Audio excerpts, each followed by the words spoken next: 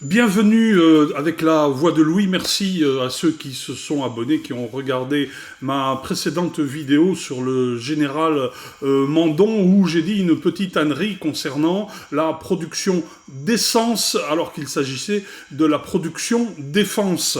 Alors entre le son de mon ordinateur plus ma demi-sourdité et l'incapacité de ce général à ouvrir la bouche pour parler clairement et encore une fois, je ne sais pas comment ce type donne des ordres, si c'est de la même façon qu'il parle devant un micro, ça doit drôlement rigoler dans les bureaux de l'état-major. Mais bon, bref, c'est son problème.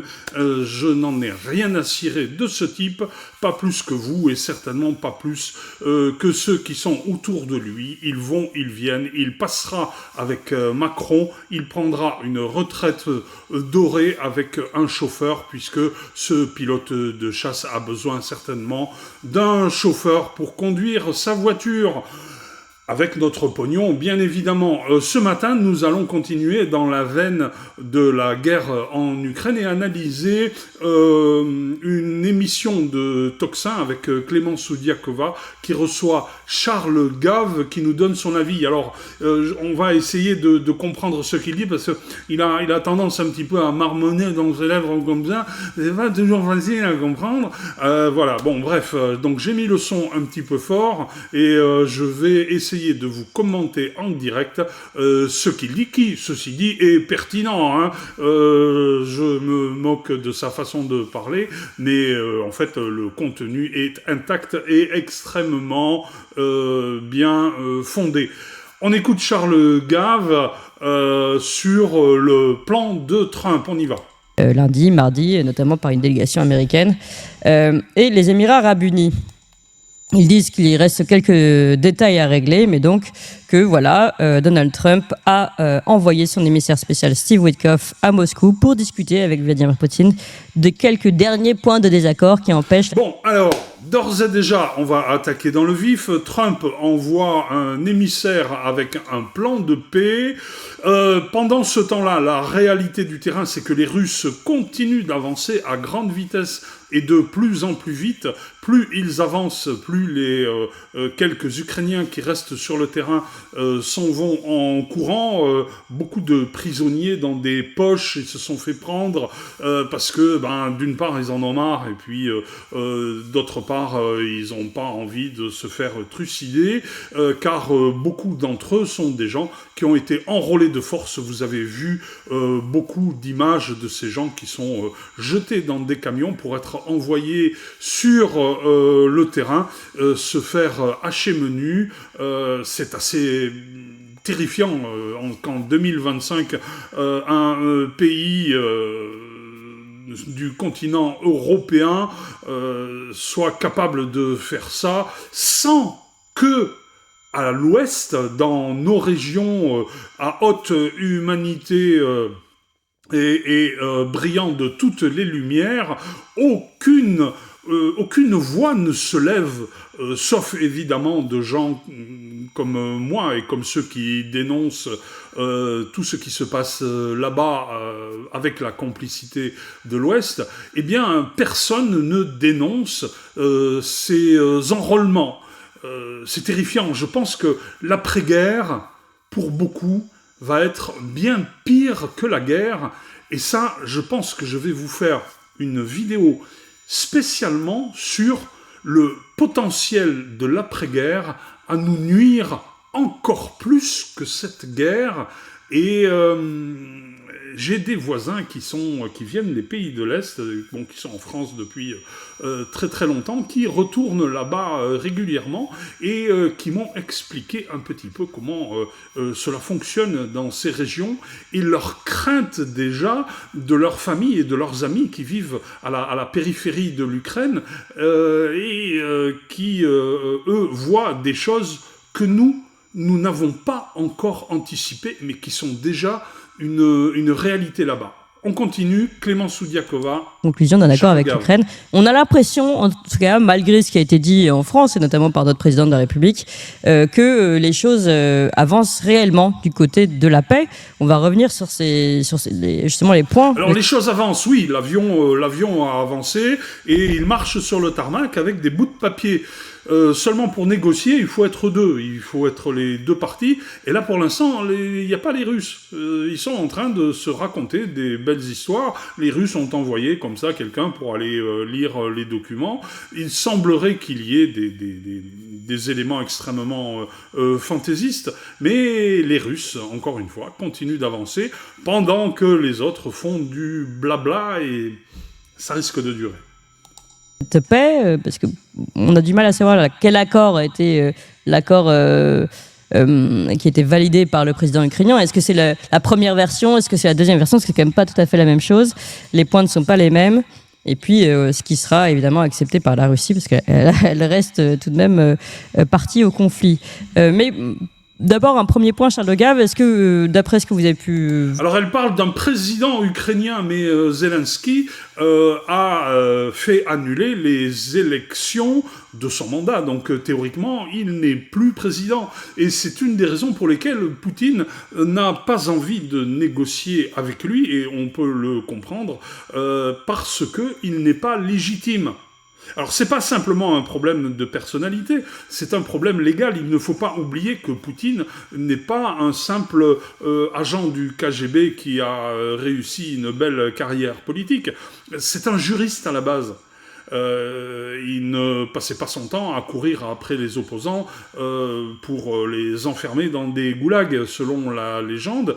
Et Poutine est capable d'analyser des éléments juridiques de façon très fine, sans compter qu'évidemment, autour de lui, il a des staffs que l'on peut imaginer être de très haut niveau d'analyse.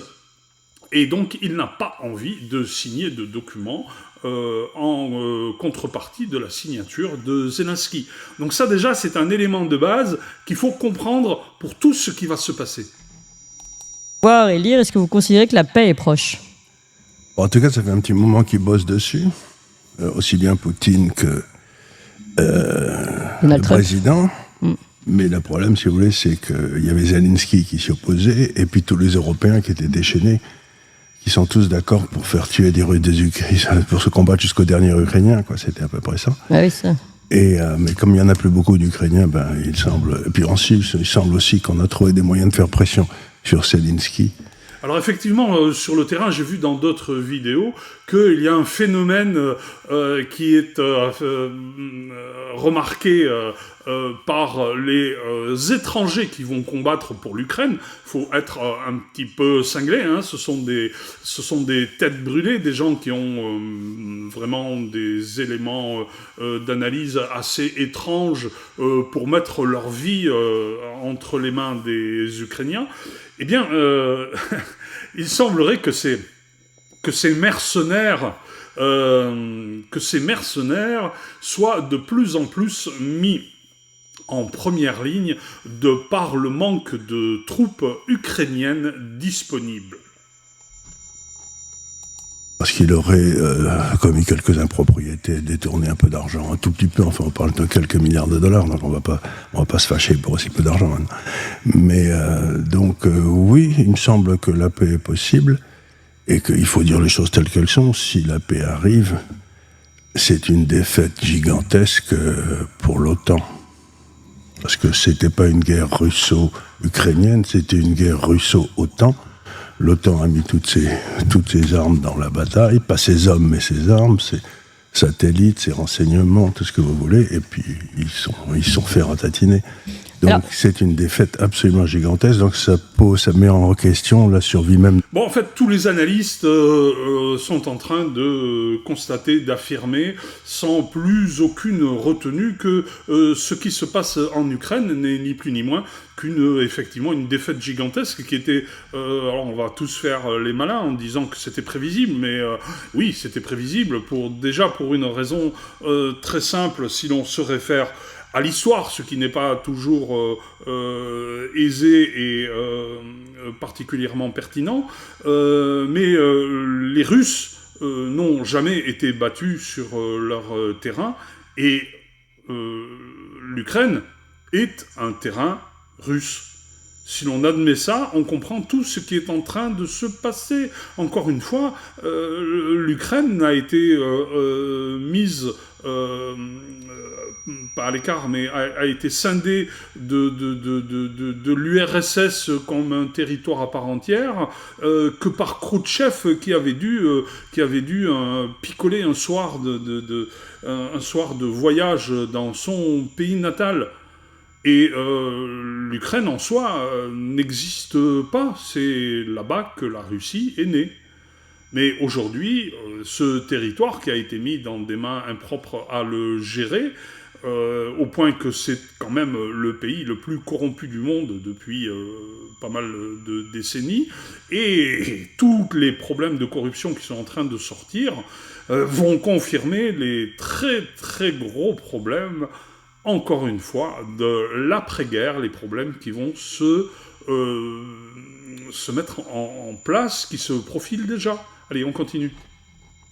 L'OTAN, quoi. Oui, alors ce serait une défaite pour l'OTAN, mais peut-être pas pour les États-Unis, parce que si on détaille les 28 points du plan Donald Trump, après on va voir ce qui est gardé, ce qui n'est pas gardé, mais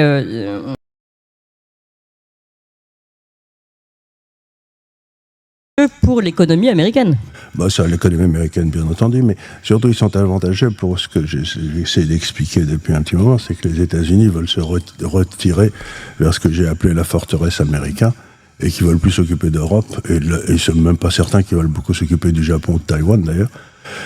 Donc les États-Unis veulent se retirer, c'est pour ça qu'ils s'intéressent au Venezuela, c'est pour ça qu'ils s'intéressent au Groenland. Bon, alors effectivement, dans les éléments d'analyse à avoir en permanence en tête, il faut avoir l'élément économique de cette guerre qui a été extrêmement profitable pour l'industrie américaine, d'autant que l'argent envoyé par les États-Unis pour aider à cette guerre a été interrompu par Trump.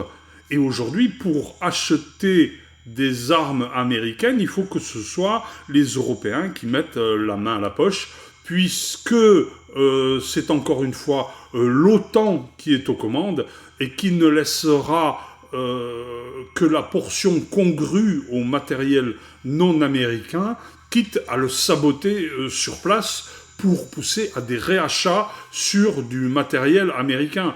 Il ne faut jamais oublier cet élément-là. La guerre n'a été possible que parce qu'il y avait du matériel à vendre. C'est pour ça qu'ils s'intéressent à tous ces trucs-là. Ils veulent faire une espèce de forteresse où ils seront tranquilles. Et puis, vous savez, le grand problème quand un empire s'écroule, ce qui est un peu ce qui est en train d'arriver à l'empire américain, c'est que la nation qui était à l'origine de l'empire, il doit y avoir un homme qui l'a fait sortir de l'empire. C'est un peu ce qu'avait fait Atatürk pour la Turquie, c'est un peu ce qu'a fait De Gaulle pour la France, de sortir la nation de l'empire pour éviter que ce naufrage de l'empire n'entraîne le naufrage de la nation. Oui. Bon, c'est un peu ce qu'est en train de faire Trump, avec cette manière à lui, qui n'est pas très diplomatique, mais qui est assez marrante. Et voilà, donc les États-Unis sont en train de sortir de l'empire, et donc l'Europe va devoir maintenant se dépatouiller avec les Russes qu'elle n'a pas vraiment favorisés. Oui, ça c'est certain. Alors on va revenir sur les conséquences économiques de ces différents plans Trump et plans un peu revus par l'Union européenne. Mais l'Union européenne n'a pas son mot à dire. Non, mais elle va présenter des plans, mais elle n'a strictement rien à dire. Je veux dire, on s'en contrefout de l'Union européenne. Donc vous considérez, vous, que là, le plan qui a été validé par Volodymyr Zelensky, c'est la version trumpienne? Je considère un truc très simple, c'est que Zelensky négocie avec Trump et avec Poutine.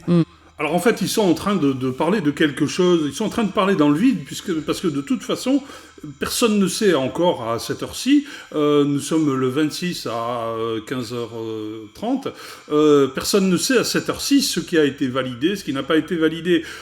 Si Zelensky a validé quelque chose, c'est que de toute façon, ça n'ira pas au bout. Encore une fois, pour la simple raison que ce que Zelensky valide, Poutine, lui, il s'en fout complètement. Il ne veut pas négocier ni avec la personne de Zelensky, ni avec l'avis que Zelensky émet de ce qui pourrait être intéressant pour les Ukrainiens. Enfin, la toute petite partie d'Ukrainiens qui est encore d'accord pour continuer à faire la guerre. Parce que je suis prêt à parier que de toute façon, cette option de paix actuelle va être comme les autres. Elle va tomber à l'eau parce que les Européens, alors, pas nous, pas vous, mais tous ceux qui sont en train de saccager notre pays et qui ont intérêt à ce que cela dure pour jeter un voile sur le massacre de l'Europe de l'Ouest, eh bien, tous ces gens-là ont intérêt, encore une fois, à ce que la guerre continue, mais il y a des forces bien supérieures qui sont à l'œuvre, et malheureusement, je crains qu'il n'ait pas grand-chose à dire et que leurs dernières actions désespérées n'aient absolument aucun intérêt. Si la paix ne se fait pas, ce ne sera pas parce que seulement les Européens ne veulent pas qu'elle se fasse. Et d'ailleurs, il est étrange que Zelensky soit d'accord sur quelque chose. Ça veut tout simplement dire que ça ne va pas se faire. C'est mathématique. Et l'Europe n'est nulle part. Ni un pouvoir européen, ni personne. Ils n'existent pas. Ils sont simplement pas dans le... Donc, personne ne fait attention à ce qu'ils disent. Oui. Alors, Guy de Lafortelle, vous avez pu décortiquer un peu ce plan et les différentes les enjeux financiers et économiques qui ne sont pas forcément dits ou soulignés. Vous souhaitiez revenir dessus? Oui, alors j'ai une analyse qui est peut-être un peu différente de celle de Monsieur Gave. Bonjour Monsieur d'ailleurs. Appelez-moi Charles, c'est pas un problème. Bon. Et moi, quelque chose qui m'a beaucoup étonné dans les plans, c'est qu'on y parle beaucoup de centres de données, de technologie et d'IA. Et la première question qui se pose, c'est mais pourquoi est-ce que les Américains voudraient aller installer des centres de données à portée des chars russes, pour faire simple, ou des drones plutôt. Et à mon avis, pour répondre, je ne sais pas si vous me la posez, mais à la question de se dire est-ce que la paix est proche, je pense qu'une paix intermédiaire peut être relativement proche. Alors, moi j'ai une petite idée, c'est que tout simplement, le potentiel de l'Ukraine, en dehors des supposées terres rares que convoiteraient les Américains, les Chinois, les Russes les uns et les autres, et je vous rappelle que ces terres rares ne sont que supposées, elles ne sont que le fruit d'analyses qui avaient été faites par les Russes à une époque où elles n'avaient pas l'importance dans l'électronique que l'on connaît aujourd'hui. Eh bien, l'Ukraine, en dehors des champs de patates pour McCain, de par son climat, permettrait déjà d'installer des centres de data, des data centers qui auraient besoin de moins d'énergie pour être refroidis. Et la clé, c'est aussi l'énergie qu'il est nécessaire pour les faire tourner et pour les faire refroidir. En même temps, on balance de l'électricité qui fait de la chaleur, mais cette chaleur, il faut l'évacuer avec de l'électricité. Et derrière tout ça, qu'est-ce qu'il y a ? Eh bien, il y a les centrales nucléaires ukrainiennes qui coûteraient pas très cher à faire fonctionner.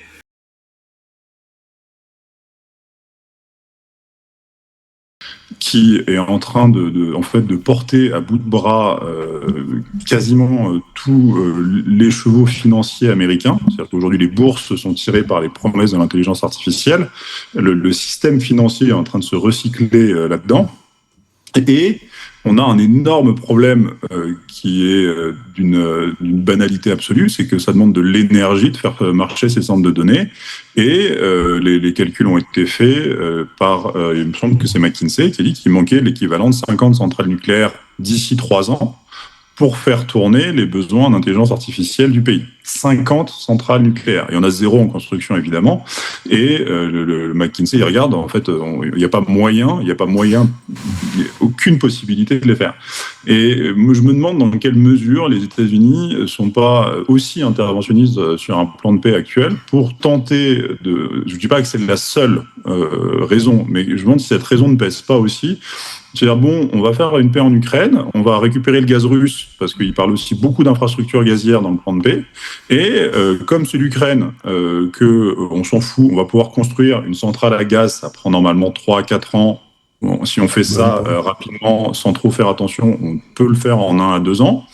Et on peut éventuellement réussir à utiliser le gaz russe pour pouvoir faire marcher un centre de données. C'est très spéculatif ce que je vous dis là, mais on dit parfois que la politique étrangère n'est jamais que le prolongement de la politique intérieure. C'est pas impossible qu'il y ait quelque chose de ce fait-là qui se passe, parce que quand on regarde vraiment le détail de ce plan-là, j'étais assez étonné, c'est-à-dire que le plan est pas si favorable aux Russes que ça. C'est-à-dire que il y a une ligne de front qui est là. Je veux dire, si on n'arrive pas à repousser les Russes par les armes, bon, il y a un moment, ils vont pas y arriver. C'est pas par la diplomatie qui est Bon, encore une fois, une petite pierre à l'édifice de mon analyse qui est que le plan n'ira pas au bout. Ce sera un énième plan. Guy de Lafortelle abonde à cette idée, et vous allez voir que par la suite, il y a des chances que d'autres éléments viennent confirmer cette certitude, cette intuition que tout ceci n'est encore une fois que du vent, car, à mon avis, les Russes veulent aller jusqu'au Dniepr, le grand fleuve qui sépare l'Ukraine, et ils veulent prendre Odessa. C'est d'une logique absolument implacable. Quand j'en parlais au début du conflit, tout le monde se foutait de moi. Malheureusement, j'avais raison, sans vouloir jouer les analystes au-delà de ce que je suis capable de faire, comme certainement beaucoup de Français. Il suffit de regarder une carte. On continue avec Guy de Lafortelle. Vous n'arrivez pas à y aller par les arbres, bon, bah ok, on va se retirer tout seul, ça marche pas comme ça. Donc les gains territoriaux, on parle de quelques... dans le plan des 28 points, on parle de 3000 km², et il n'y a pas de verrou véritablement qui donne accès à Kiev ou à quoi que ce soit. Donc les gains, sur le point le plus important... C'est 2 régions sur les 4 qui ont été conquises par la Russie. C'est même pas des régions, c'est la fin du Donbass, encore une fois, c'est la taille d'une grande ville, quoi. C'est des échanges territoriaux. C'est l'endroit où il y a des russophones.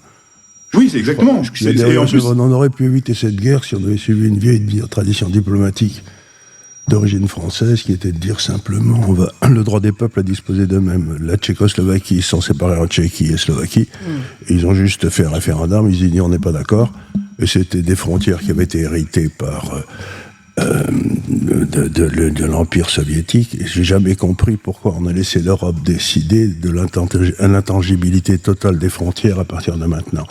Ça ne les avait pas empêchés, les Européens, de séparer le Kosovo de la Serbie.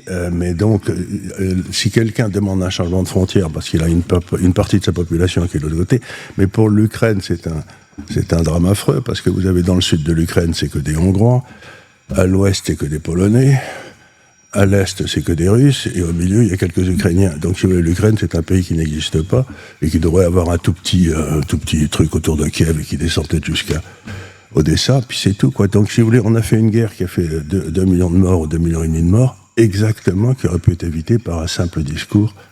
On va laisser les peuples disposer à qui ils veulent être, quoi. C'est quand même étonnant avec qui ils veulent être attachés. Et là, ce qui se passe, c'est, comme mon avis, et c'est un peu toujours ce qu'ont demandé les Russes, c'est vous nous avez signé les accords de Kiev qui n'ont jamais tenu, qui ont été... c'était Kiev, oui, c'était les accords Minsk. de Minsk, pardon. Oui, c'était la capitale de la Biélorussie. Les accords de de Minsk, vous les avez jamais fait respecter, vous nous avez enroulés dans la farine, vous nous avez dit que c'était des républiques autonomes, ça n'est jamais devenu des républiques autonomes, et à peine les étaient signés que vous les bombardiez, donc il me semble que la Russie a demandé depuis le départ que ces russophones soient protégés, bon ben voilà, elle arrive à ça, on aurait pu éviter 1,5 million de morts, que c'est tout. Oui, mais là, d'ailleurs, je vais rejoindre la chronique de Thomas Séraphin juste avant, il y avait certainement des... Bon... Alors bon, là, Charles Gave soulève évidemment l'éternel problème de l'origine du conflit. Enfin, éternel et problème, non, ça n'est ni éternel, et ça n'est pas un problème. L'origine, elle est quand même claire. Il s'agit d'un conflit qui a été volontairement généré pour une pseudo-intention de dislocation de la Russie qui ne tient qu'à des idées extrêmement anciennes d'un temps où l'on croyait encore que la Russie pouvait être disloquée, et des théories ont perduré à travers le temps de la possibilité d'aller démanteler cet empire pour en prendre des petits morceaux à l'avantage des anglo-saxons notamment. Et il faut dire que tous ceux qui ont essayé, de Napoléon à Hitler et désormais les Américains au travers de l'OTAN, se sont quand même pris des sacrées gamelles. Jamais 203 pour ce qui est de l'histoire proche, mais nous en sommes aujourd'hui à constater, et nous aurons vécu ces dernières années quand même une page de l'histoire extrêmement intéressante au travers de cette guerre en Ukraine, où nous aurons réappris des éléments qui doivent porter les politiques internationales à l'humilité, à la culture, et donc à ne pas sous-estimer le potentiel des autres à vouloir rester libres, car cette guerre n'est qu'une quête de liberté des Russes. Enjeu autre que purement économique, non, vous pensez pas? Je ne crois pas du tout. Je crois pas du tout. Les gens s'imaginent toujours qu'il y a d'horribles conflits, qu'il y a du pognon, qu'il y a des gens dans les ficelles qui tirent pour avoir gagné de l'argent. L'explosion du gazoduc de Nord Stream, ça n'a rien à voir, vous pensez? C'était pas une guerre énergétique derrière? De la part de la CIA, qui a fait sauter le truc, certainement. Oui. Mais je crois que les Russes, ils voulaient simplement que la plupart des Russes qui étaient de la mer Russie, si vous prenez un homme comme Solzhenitsyn, qui était quand même un très grand Russe, ils considéraient que séparer l'Ukraine de la Russie, c'était un drame abominable, et pour eux, c'était la... Alors, n'oubliez pas une chose, c'est que récemment, il semble que la CIA ait reconnu officiellement qu'il y avait en Ukraine des implantations secrètes qui permettaient de faire des tests inavouables, des tests chimiques, biochimiques, qui sont interdits sur le territoire américain. Alors, mettez-vous à leur place. La conquête des territoires ukrainiens par les Russes peut aujourd'hui permettre de mettre à jour, et c'est peut-être déjà fait, et c'est peut-être l'une des cartes importantes que les Russes ont dans leur escarcelle de futures négociations, si tant est qu'il y ait des négociations, parce que on se dirige tout doucement vers une paix qui sera définie par l'arrêt des combats et le signalement par une stagnation des forces armées que le conflit est terminé, avec peut-être une petite marge de sécurité pour pouvoir revenir en arrière et dire, voilà, on recule de 10 ou 20 kilomètres jusqu'au Dniepr et jusqu'à Odessa, et tout le reste est à nous, et désormais la frontière russe est là. En mer, Kiev, c'est là où tout a commencé. La Russie a commencé à Kiev. Donc, si vous voulez, c'est comme si on nous avait dit que, je sais pas, l'Alsace-Lorraine ne fait pas partie de la France. Les Français se sont battus en 14-18, puisqu'on c'était il y a peu de temps l'anniversaire, mais ça pas tellement pour des grosses questions d'argent, mais simplement parce qu'ils voulaient reprendre les deux provinces.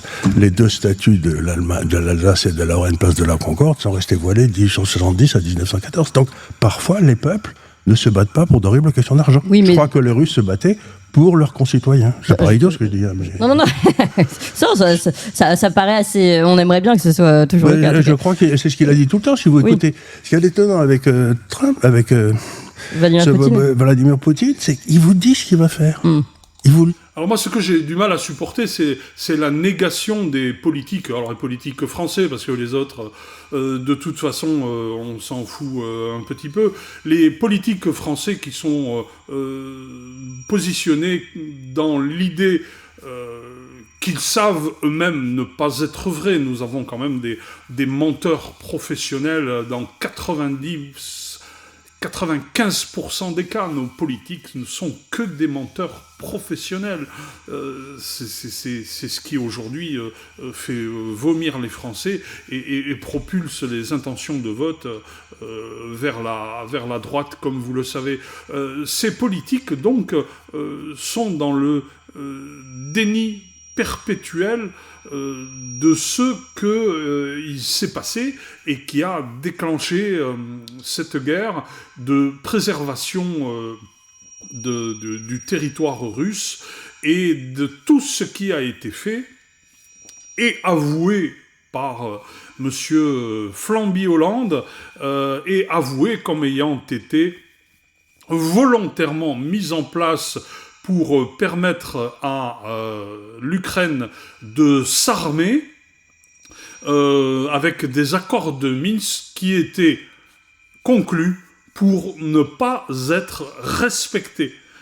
C'est abominable. C'est abominable qu'un politique avoue une telle forfaiture devrait le propulser dans la cellule d'à côté de celle que Sarkozy vient de quitter, et il pourrait là jouer avec des jeux vidéo de stratégie sans conséquence pour le pays. Il le dit pourquoi il le fait, etc. Et tout le monde dit oui, il y a des gros conflits d'intérêts de l'autre côté. Non, mais moi je parlais de l'autre côté justement. De l'autre côté, je sais pas. La CIA, c'est une défaite pour la CIA. Pas depuis qu'on sait que depuis qu'on veut couper finalement l'Europe du gaz russe. Vous savez, c'était la vieille habitude des États-Unis. La CIA menait. Alors dans ce conflit, moi, il y a une chose qui me réjouit infiniment, et si vous suivez ma chaîne, vous comprendrez à quel point je honnie les Allemands, et que cela ne s'arrêtera jamais, de par le simple fait que c'est alimenté au quotidien par leur éternelle volonté à nous nuire de façon génétique. Les Allemands se sont pris quand même un sacré gadin. Cette guerre, c'est aujourd'hui la défaite de l'Allemagne et de son industrie qui est, ne l'oubliez jamais, qui est la descendante en ligne directe de toutes les industries de guerre depuis que l'industrie existe, depuis le milieu du 19e siècle. Toutes ces industries allemandes ont été pérennisées au travers de tous les conflits qu'ils ont fomentés. Et là, ce conflit-là, ils ne l'attendaient pas, ils se croyaient à l'abri de tout. Les députés allemands se marraient comme des pendus quand certains leur donnaient des conseils pour diversifier leur fourniture en gaz. Poutine leur a mis un coup de pied au cul magistral, et ça me réjouit infiniment. Alors ça me réjouit infiniment, oui, effectivement, de voir les industriels allemands se vautrer, et en partie à cause de leur parti vert, qui quelque part était payé en dessous de main par, devinez qui, par les Russes, les Verts qui ont poussé donc au démantèlement des centrales nucléaires, sachant qu'ils sont aujourd'hui en Allemagne, dire à quel point ces gens sont des schizophrènes, sont des grands malades. Ils sont en train aujourd'hui de sanctuariser l'impossibilité de redémarrer les centrales nucléaires en coulant du béton dans des zones stratégiques de ces centrales pour qu'elles ne puissent jamais redémarrer. Alors la contrepartie, nous aussi, on se la prend. On se la prend quand on reçoit notre facture d'électricité, parce que tous nos problèmes d'énergie, en fait, découlent de la problématique allemande. Ne l'oubliez pas. Nous sommes dans une troisième guerre successive avec l'Allemagne. L'essentiel de ce que je voulais vous dire au travers donc de la vidéo de Toxin, la matinale, que je remercie de me laisser commenter. N'oubliez pas de vous abonner à ma chaîne, car écoutez, moi j'ai besoin d'exister à défaut d'en vivre, et regardez mes shorts qui sont des shorts créatifs basés sur de l'intelligence artificielle. Alors, je n'encense pas l'intelligence artificielle. D'ailleurs, je ferai des vidéos à ce sujet concernant la bonne utilisation, que j'estime être la bonne, donc de l'intelligence artificielle. Évidemment, la bonne, c'est celle que j'en fais moi. Et je vous expliquerai pourquoi il y en a une bonne et une mauvaise. Et à mon avis, ça vous sautera vite à la figure, à moins que vous soyez vraiment issu des tréfonds du monde des jeux vidéo et des gamers, qui se satisfont de toutes les médiocrités que l'on peut voir. Alors abonnez-vous, regardez mes vidéos, et puis à demain, puisque je vais essayer de faire des vidéos tous les jours, alors sur ce modèle qui sera évolutif, mais toujours dans l'idée de pouvoir les faire en 1 ou 2 heures de travail de façon très intense, parce que ce que je faisais jusqu'à maintenant était beaucoup trop consommateur de temps et d'énergie et ne pouvait pas durer indéfiniment tant que je n'ai strictement aucun revenu pour faire ce travail, car c'est un travail réel qui en plus me coûte de l'argent. Alors en contrepartie, soyez gentils, abonnez-vous, puis mettez des commentaires, dites-moi si vous aimez ou si vous n'aimez pas. Les 2 versions de votre vision seront commentées avec précaution, tant qu'il s'agira de bon français compréhensible, même si c'est pour me dire que vous ne m'aimez pas. Et comme disait un certain cinéaste, si vous ne m'aimez pas, rassurez-vous, je ne vous aime pas non plus. Par contre, si vous m'aimez, je vous aimerai en contrepartie. À bientôt.